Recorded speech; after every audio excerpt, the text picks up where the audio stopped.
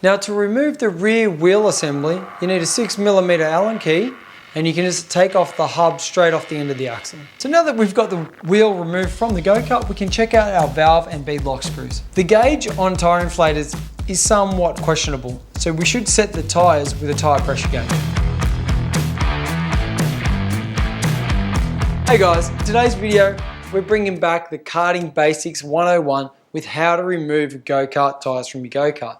Now this subject of tyres and rims has been covered here on this channel once before, but I thought today we'll bring it back for the basics and showing you how to remove the wheel off the go-kart before you do your tyre changing, and also check your beadlock screws and the valves and whatnot. So let's get into it. So to remove the go-kart wheel from the hubs, we're either going to need a rattle gun with a 10mm socket or a ratchet with a 10mm socket, or sometimes they use an 8mm in hex for the wheel nuts. So to remove the wheel from the wheel hub, we've just got to undo the three 10mm hex nuts that hold the wheel onto the hub, or using a 10mm socket and a ratchet.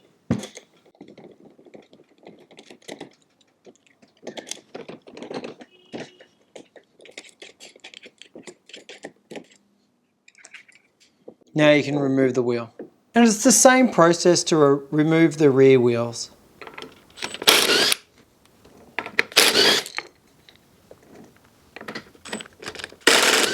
So now if you needed to remove the front wheel only to do say a wheel line, but you didn't need to take it off the hub, there's one central nut we can undo to take it off, and then you can remove the hub and the rear wheel as well. So let me run you through how to get that done. With a 22mm socket and a ratchet, you can just remove the center nut off the stub axle and take the hub and the wheel off as an assembly.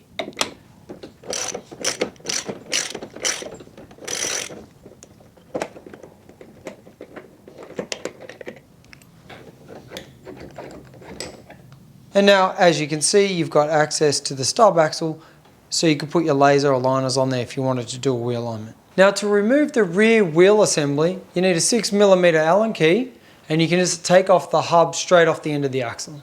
Insert the T-bar into the cap screw,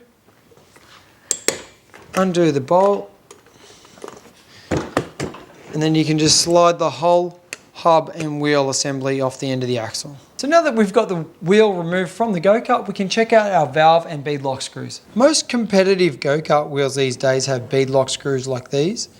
And what they are is it's just a little screw here, and it's a right-hand thread. It will leak out the air when I get to the end of the thread.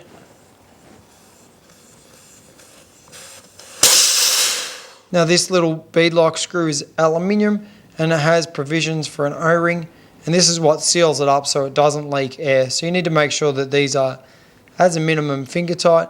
And you can also put a little bit of rubber grease on them when you're sealing them back up. Keep an eye on these little guys. They do perish with time. You'll see little cracks in them. So you can get some new ones and just replace them, or replace the whole screw and the O-ring at the same time. Now to put the beadlock screw back in, it's just a right-hand thread. So turn it clockwise. And the job of these little guys, once they're in their little position, is to stop the bead of the tyre popping off the rim in case you're using a really low pressure, sort of less than 8 pounds in the tyre, so like a really soft compound tyre. But for most people, we run a higher pressure than that on a medium grip tyre, and the beadlock screw, they just need to be in position, otherwise the tyre would go flat. The last thing we're going to be showing you how to check today is the valve. This is the valve of the tyre, and this is where you're going to be adding air or taking it out with your tyre pressure gauge. So to inflate the tyres with air, you could use a tyre inflator and an air compressor like this, or you could just use a simple bike tyre inflation device such as a bike pump. Squeeze the lever and insert the tyre inflator onto the valve. Now you're ready to inflate it with air. The gauge on tyre inflators is somewhat questionable, so we should set the tyres with a tyre pressure gauge. So to set the tyre pressures, we're going to put the end of the tyre pressure gauge onto the valve using firm pressure, and we need to keep this guy square to the valve as well, otherwise the air pressure is going to leak out. Now we can set the tyre pressure using the valve on the tyre pressure gauge.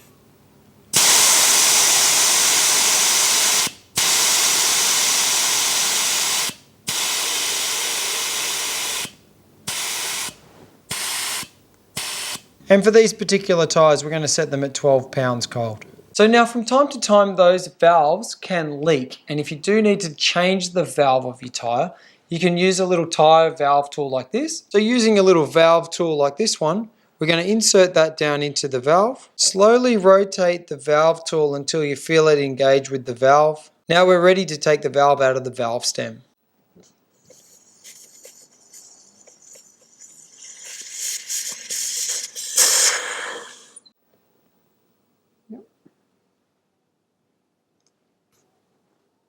So the little valves that come out of the valve stems have got a little right hand thread on them. So to get them out, turn them anti-clockwise. And you can see here they've got a little bits of rubber and they perish with time. So that's why we replace those every now and then, especially if they're leaking. To reinstall the valve into the valve stem, we're just going to insert it like so. And then use our little tool again just to screw that back into its position.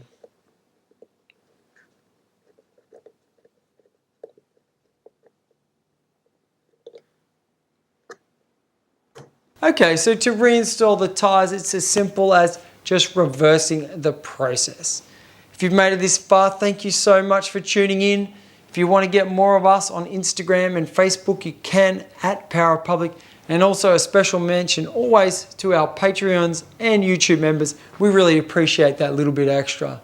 If you want to also check out our website, www.powerpublic.com.au, you grab yourself a t-shirt or something else awesome. See you in the next video. Is that good? No. You like that?